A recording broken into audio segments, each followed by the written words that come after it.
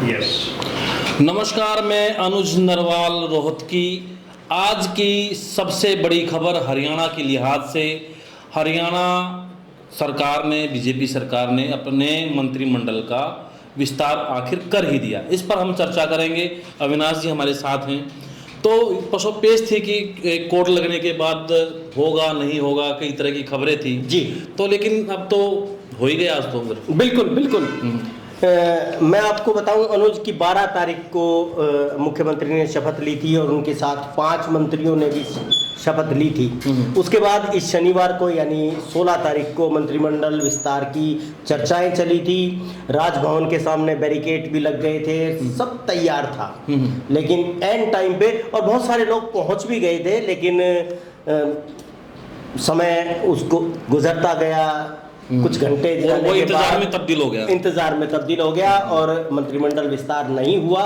सुना ये गया, कहा ये चर्चाएं ये थी कि अनिल विज को मनाने की कोशिश चल रही है और अनिल विज उप मुख्यमंत्री के तौर पे शपथ लेंगे, लेकिन अनिल विज नहीं माने, वो नहीं आए और मंत्रिमंडल विस्तार को टालना पड़ा।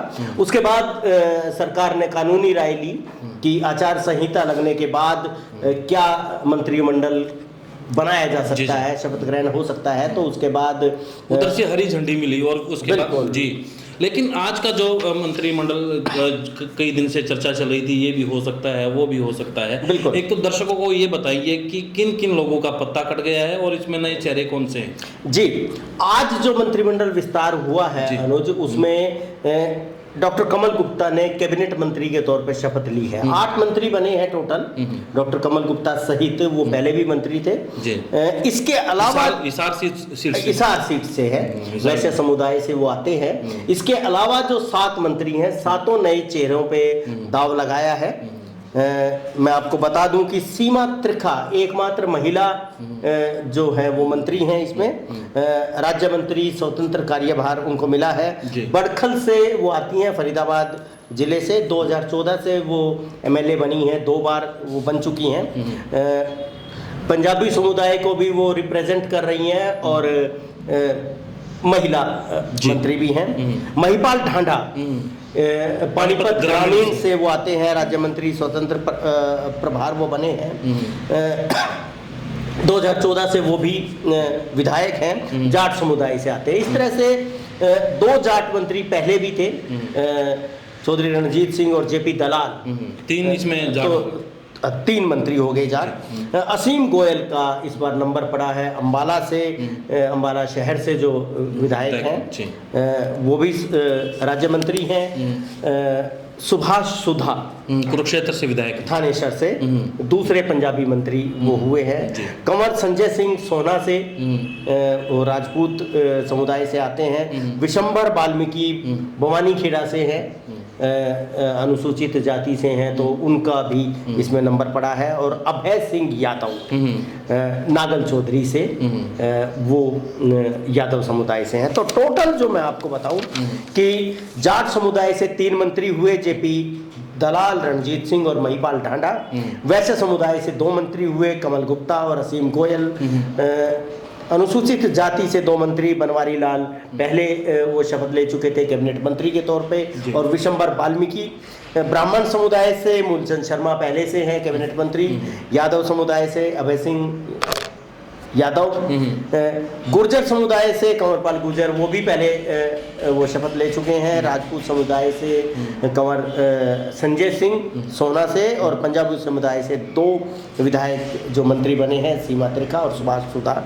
इस तरह से 13 मंत्रियों का जो कोटा था वो पूरा हो गया है। 5 मंत्रियों ने पहले शपथ ली थी और 8 ने अब ली है। तो टोटल मिला के 6 कैबिनेट मंत्री और 7 राज्य मंत्री, ये टोटल जो मंत्रिमंडल काउंट और कर सकते हैं। स्पीकर के तौर पर मुझे लगता है कि ज्ञान सिंह गुप्ता को ये कंटिन्यू रखेंगे शायद। हाँ, हो सकता है, क्योंकि एक और मंत्री, मतलब एक कैबिनेट स्तर का ओहदा है वो ओहदा है। तो इसमें कटा क्या? इसमें मुझे जो बड़ा नाम दिख रहा है वो हरियाणा के पूर्व गृह मंत्री कहूँगा अब तो जी। अनिल विज का है, तो उसको इसमें नाम नजर नहीं आया। और कौन से चेहरे हैं जिनका नाम इसमें जी लिस्ट से कट गया है? जो पहले मंत्री थे भाजपा कोटे के, क्योंकि 3 मंत्री तो थे जजपा कोटे से, दुष्यंत खुद थे और दूसरा अनूप सिंह थे और बबली थे। तो तीनों मंत्री जजपा कोटे के थे, उनको तो रिपीट करना ही नहीं था क्योंकि अब उनसे गठबंधन नहीं है। भाजपा कोटे के जो मंत्री थे उसमें ओम प्रकाश यादव थे जो राव इंद्रजीत खेमे से आते हैं, उनको रिपीट नहीं किया है, उनको ड्रॉप किया गया है। कमलेश टांडा को ड्रॉप किया गया है जो कलायत से विधायक हैं। संदीप सिंह काफ़ी कंट्रोवर्शियल रहे हैं, एक बहुत ही युवा और बहुत ही देश का नाम करने वाले खिलाड़ी के तौर पे वो आए थे, लेकिन उनकी फजीयत चुनाव लड़ा था, लेकिन उसके बाद जब वो राजनीति में है और कुछ दिन काफी टाइम से वो उनकी फजीयत हो रही थी सरकार के उनके नाम से, शायद इसलिए उनको भी ड्रॉप कर दिया गया। तो और अनिल विज पूर्व गृह मंत्री और बहुत ही कद्दावर जो नेता है, खासतौर पे मुख्यमंत्री जो है मनोहर लाल, पूर्व मुख्यमंत्री कहेंगे हम उनको, उनके बाद अगर कोई बड़ा चेहरा था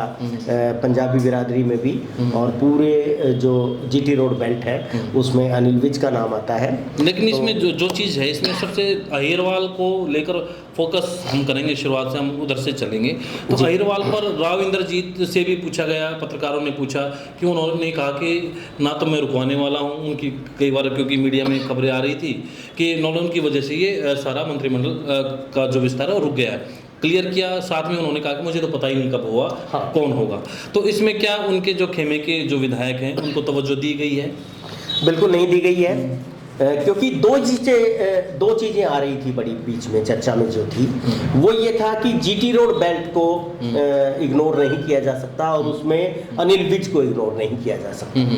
तो एक कारण ये बताया जा रहा था कि अनिल विज को मनाने की कोशिश है, दूसरा ये था कि अहिरवाल, क्योंकि जो सरकार खट्टर सरकार जब बनी थी तो ये 2 ही ध्रुव ऐसे थे, जीटी रोड बेल्ट और अहिरवाल, यहीं से ज़्यादातर विधायक जीत के आए थे, तो इसलिए दोनों को ध्यान में रखना था। लेकिन मंत्रिमंडल विस्तार जो हुआ है उसके बाद आपने बिल्कुल ठीक कहा है कि राव इंद्रजीत को अनदेखी उनकी हुई है और उन्होंने कहा भी है कि मुझसे ना पूछा गया है, ना सीएम बनाते समय मुझसे सलाह ली गई है, बताया गया है, और ना मंत्रिमंडल विस्तार के बारे में उनसे कोई बात हुई है। तो अब लेकिन वहां से 3 मंत्री हैं अभी नई सरकार, लेकिन कोशिश ये कि दूसरा भी खेमा है वहां से, लेकिन इग्नोर नहीं किया गया, इलाके को इग्नोर नहीं किया गया, इलाके को बिल्कुल इग्नोर नहीं किया है। राव अभय सिंह को बनाया गया है राज्य मंत्री, और इससे पहले ही बनवारी लाल मंत्री थे, कैबिनेट मंत्री, और तीसरे जो मंत्री बने हैं सोहना से संजय सिंह, तो वो भी बहुत ज़्यादा करीबी उनके नहीं हैं। तो इस तरह से ये है कि कहीं ऐसा तो नहीं अनुज कि राव इंद्रजीत को उन्हीं के इलाके में घेरने की कोशिश की गई हो। हाँ, राजनीति में कुछ भी संभव हो सकता है, लेकिन रोहतक लोकसभा की बात करें तो इसमें 9 विधानसभा सीटें आती हैं, उसमें से मान लो कि एक बीजेपी के तो एक मात्र थे लक्ष्मण सिंह यादव, इसमें एक आज़ाद उम्मीदवार के तौर पर मेम से हैं, तो दोनों का समर्थन सीधी सी बात बीजेपी से तो वो होगा, उम्मीदें जताई जा रही थी, लेकिन ये यहाँ तो सूखा पड़ गया, यहाँ सूखा पड़ गया। और दूसरा जो सबसे बड़ी उम्मीद थी सोनीपत में तो बीजेपी के अपने 2 विधायक थे, और इसीलिए हम बात कर रहे थे कि गन्नौर से हो या राय से मोहनलाल बनोली का नाम चला। देखिए आप मतलब इसको क्या कहेंगे हम, मुख्यमंत्री के तौर पे नाम चला उनका, और उसके बाद ये हुआ कि मुख्यमंत्री नहीं बनेंगे तो उप मुख्यमंत्री बनेंगे या मंत्री तो ज़रूर बनेंगे, क्योंकि बड़ा ब्राह्मण चेहरा है और सोनीपत के इलाके से पार्टी को जितवा के लाए हैं। लेकिन आप ये देखिए कि उनको ड्रॉप किया गया है, उनकी लॉटरी नहीं लग पाई। जिनसे भी मिड्डा साहब थे वहाँ पर, उनका भी नाम काफ़ी चला, लेकिन वहाँ भी उनके भी हाथ, कहते हैं ना, किस्मत में था नहीं हाथ। एक और एमएलए हैं हरियाणा के जो नया कुर्ता पजामा सिलवाए बैठे थे और लगातार चर्चाओं में थे, वो अपनी उम्मीद भी जता रहे थे। जब पहला जब मुख्यमंत्री ने शपथ ली और उसके साथ 5 कैबिनेट मंत्रियों ने शपथ ली, वो तब भी तैयार थे कि उनको बुलाया जाएगा, लेकिन जब नहीं बुलाया गया तो उन्होंने मीडिया से कहा कि कोई बात नहीं, अभी विस्तार होना है और मैं पूरी तरह से आशावान हूँ। गोपाल कांडा का हम जिक्र कर रहे हैं, जो सिरसा से विधायक है, तो उनका दाल नहीं गली।